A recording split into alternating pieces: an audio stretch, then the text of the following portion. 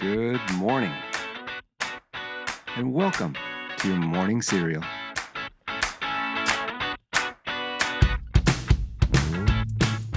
Okay, good morning, and welcome to Friday. And it's not just a great Friday, it's Good Friday, for those of us observing the Holy Week before Easter Sunday. And given the weight of the day, it seemed a bit silly of me to mention other special recognitions on this Friday. But I would be remiss if I didn't mention that today is also National Animal Cracker Day. I mean, who knew that the little menagerie of zoo and circus creatures that delighted us as kids would later become one of our fondest and one of the most recognizable foods in the world? Well, it's also National Exercise Day, National Piñata Day, and World Marbles Day. So I'm just going to leave you guys with that. You can make your own jokes, do whatever you want to with it. I'm just here to provide the information. Well, on a week that highlights new chapters and new starts, I'm turning to mental health guru Conan O'Brien for this morning's quote. Conan O'Brien said, quote, "If you accept your misfortune and handle it right, your perceived failure can become a catalyst to profound reinvention," end quote. Well, thanks for that little pep talk there and reminder, Conan. Much appreciated. And today's news, facts, and birthdays are for April 18th. We're going to start back in 1906, and that's when the historic San Francisco earthquake and fire took place. Sadly, nearly 4,000 people lost their lives, while the fire and earthquake destroyed nearly 75% of San Francisco. Then in 1924 on this date, the first crossword puzzle book, a whole book of crossword puzzles, was published by Simon & Schuster. I know my wife got really excited about that one. Then in 1985 on this date, Wham! Became the first Western pop act to release an album in China. You're welcome, China. I mean, enjoy those catchy melodies, the upbeat rhythms with a blend of new wave, soul, and funk. I mean, of course, that's according to Google, but don't get me wrong, I love me some Wham! Well, happy birthday to you if today is your birthday. You share a birthday with actress Melissa Joan Hart. She's 49 years old today. And comedian and well-being guru Conan O'Brien, he's 62 today. And the number one song on this date back in 2004 was Yeah by Usher, featuring Little John and Ludacris. Now, there was another song that I was gonna put on here as the number one song on this date, but that was Bump and Grind by R. Kelly, and I just didn't think that it was appropriate for today.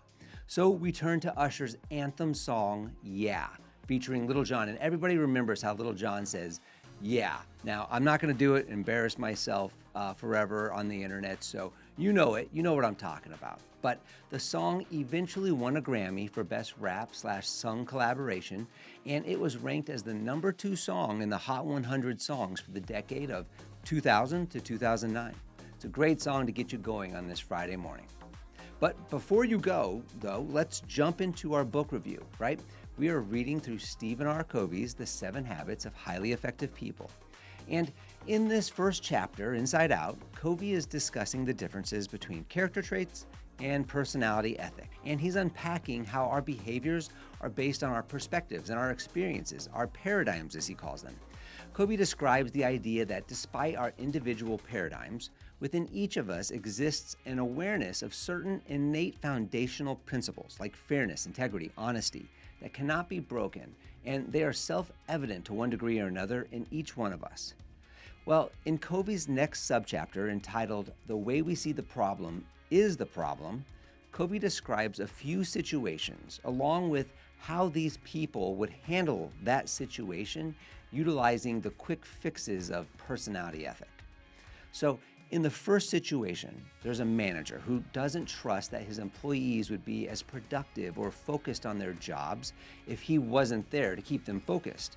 So the personality ethic, what Covey would describe as quick fixes, right? Quote, Band-Aids and aspirin, end quote. The personality ethic would say to take some dramatic action to snap them into being good workers. Shake things up a bit.